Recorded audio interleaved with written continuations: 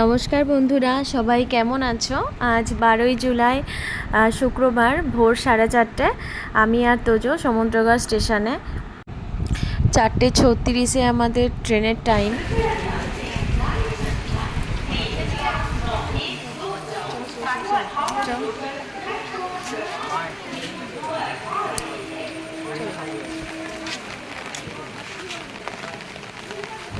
ভোর থেকেই শুরু হয়েছে ঠিক এরকম বৃষ্টি।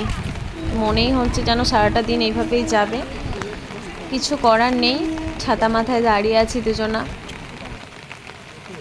ট্রেনটাতেই আমাদের যেতে হবে, নইলে ওর টাইমে আমরা পৌঁছতে পারবো না। আজকে ওর ইডেন গার্ডেনে ট্রায়াল আছে ক্রিকেটের, ট্রেন ঢুকেও পড়েছে। ও আন্ডার-13 সিএবি খেলে বেঙ্গলে চান্স পেয়েছে, যার জন্য 3 ডেজ এখন ট্রায়াল চলবে। আজকে তার ফার্স্ট ডে। আমরা ট্রেনে বসে আছি, দেখো কেউ আজকে আর লোকজনই নেই, কেন কি এইরকম ওয়েদারে কেউ দরকার ছাড়া বেরোবে না। তো আমরা ঘুম ঘুম চোখে বসে আছি। দেখতে দেখতে 2.5 ঘন্টা কাটিয়ে ফেললাম ট্রেনে। ওই একটু ঘুম, একটু সবার গল্প, এসব শুনতে শুনতেই কেটে গেল।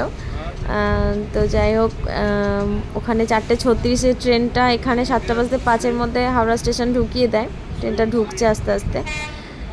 এই মনে পড়ে গেল, এই 3-4 মাস ধরে তোজো একাই আসে প্র্যাকটিসে।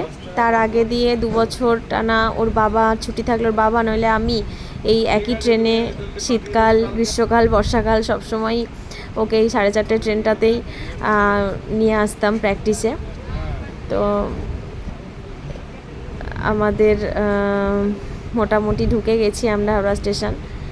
এখন লঞ্চ ঘাটের দিকে চলে এসেছি। টিকিট কেটে এবার আমরা লঞ্চে করে বাবুঘাটে গিয়ে নামবো। তো টিকিট কাটতে গিয়ে দেখি যে কাউন্টার বন্ধ, কেননা আমরা অনেকটা আগেই চলে এসেছি। 7:45 নাগাদ কাউন্টার খুললো।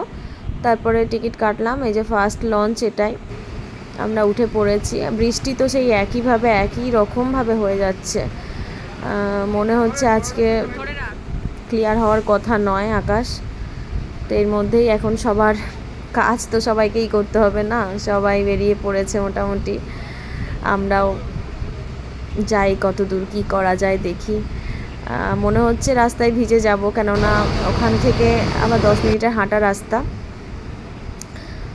এই দেখো, এটা হাওড়া ব্রিজ, যে বাস গাড়ি ঘোড়া যাচ্ছে। আমরা যখন টালিগঞ্জে মালঞ্চতে যেতাম ছেলে নিয়ে, তখন ওই বাসে করে গেলে ওই হাওড়া ব্রিজের ওপর দিয়ে যায়।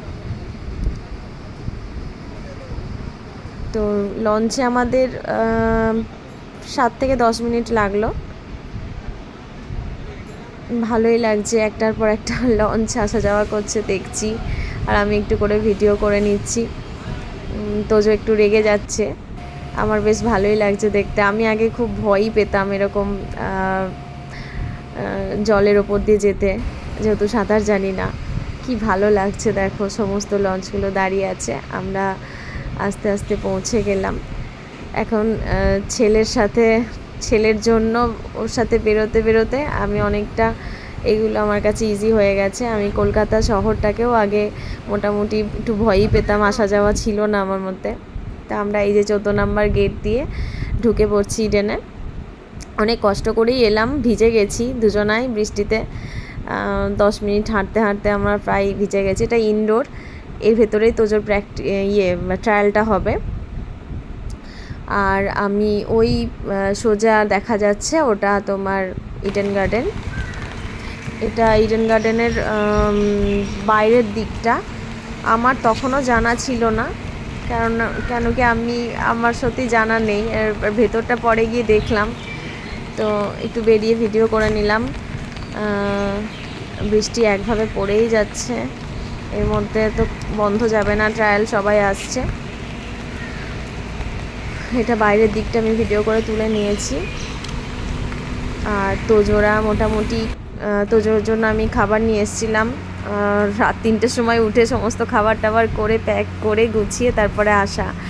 এটা আমার কাছে ইজি হয়ে গেছে, কেন কি এটা করতে করতে 2-3 বছর ধরে আমি অভ্যস্ত। তো এ দেখো কত খেলোয়াড়দের ছবি, এটা ইনডোর। ওদেরকে এবার 9:30 ওদের রিপোর্টিং টাইম ছিল, এবার ওদেরকে ডেকে নেওয়া হলো। গার্জেনদের কোনো অ্যালাউ নেই, গার্জেনরা ওই বাইরেই থাকবে।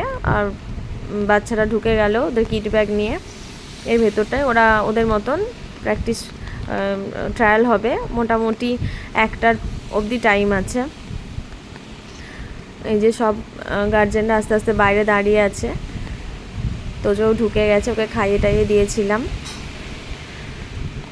এবার আমাদের এই মোটামুটি 10টা থেকে ওদের 9:30টার মধ্যে ঢুকিয়ে নিয়েছে। 10টা থেকে এই 1টা অবধি মোটামুটি নিজেদের একা একা বসে কাটাতে হবে। হঠাৎ করে দেখছি অনেকেই ওই সিঁড়ি দিয়ে ওপরটায় আসছে, আর আমি ভেতরটাতে ছিলাম, আমার খেয়াল করিনি, আমি জানি না যে ভেতরে গ্যালারিটা এরকম কিছু একটা আছে।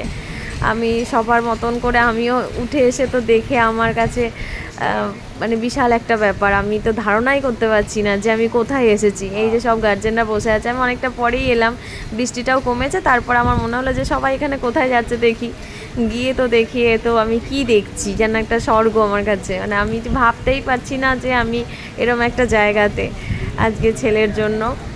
যাই হোক, সবাই টিকিট কেটে টাকা দিয়ে খেলোয়াড় মানে খেলা দেখে, আর আমরা সেগুলো টিভিতে দেখি বসে। আমার কাছে এটা সব পুরো সামনে, যেন কি যে মানে আমি কি করে বোঝাতে পারছি না, এতটাই ভালো লাগা।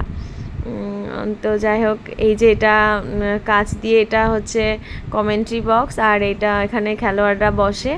এটা লেখা আছে ইডেন গার্ডেন ওই যে সামনে, আর এটা পুরোটা গ্যালারি। যতটা পেরেছি তুলেছি।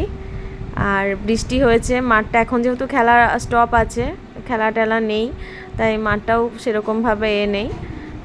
সবাই মাঠের ওই যে পরিচর্যা করছে। বৃষ্টিটা এখন কমেছে, জল টল জমে গেছে, এগুলো সব ক্লিয়ার করছে, পরিষ্কার করছে। আর খুব ভালো লাগছে, খুব মানে তোজোর জন্য আমার সত্যি খুব ভালো লাগছে। আজ তোর জন্য, ছেলের জন্য আমি এখানে আসতে পেরেছি, এটুকু আমার কাছে অনেক বড়। আর তোমরা অনেক অনেক আশীর্বাদ করো আমার ছেলেটাকে, যাতে স্বপ্নটা বলেই ফেললাম, ইচ্ছা তো হয়ই যে এইখানটায় বসে যদি কখনো ছেলেটার খেলা দেখতে পারি। তো এত দূরও ভাবতে পারছি না, তবুও কেন কি ওর প্রতি একটা ভরসা আছে আমাদের, ও অনেকটাই কষ্ট করে। তো তোমরাও আশীর্বাদ করো ছেলেটার জন্য। এই যে 1টা বেজে গেছে, 1টা বাজার সাথে সাথে মোটামুটি সবাইকে ছেড়ে দিয়েছে। ওই যে তোজোও আসছে, ওর হাতে দেখছি টিফিন, আমিও খাবার নিয়ে এসেছিলাম। এখন ওর টিফিন যেটা দিয়েছে ওটাই খেয়ে নিক, আমিও রুটি করে নিয়ে এসেছিলাম।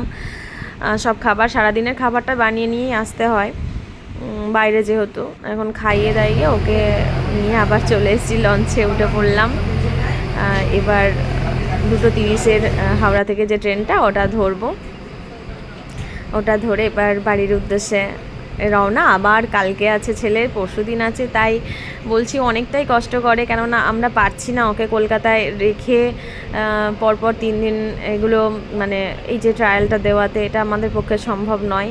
ওকে যাতায়াতটা করতেই হচ্ছে, মোটামুটি 8-10 ঘন্টা ওকে জার্নি করতে হচ্ছে যেতে আসতে, তার সাথে তো আমরা আছি। তবে ছেলে যেহেতু পারছে, সেখানে আমরা বাবা মা হয়ে ওর পাশে থাকাটা আমাদের উচিত, আমাদেরও তাই কিছু মনে হয় না। তো আজকের ব্লগটা আমি এখানেই শেষ করব। তোমাদের কেমন লাগলো তোজোর এই খেলার জার্নিটা অবশ্যই জানিও। আর আবারও বলছি, ওকে অনেক অনেক অনেক আশীর্বাদ করো, যেন ও এইভাবেই এগিয়ে যেতে পারে। আমরা যতটুকু বিশ্বাস করি, সবাই পরিশ্রম করতে হবে, পরিশ্রম না করলে কোনো দিন ফল পাওয়া যায় না। সবাই ভালো থেকো, সুস্থ থেকো।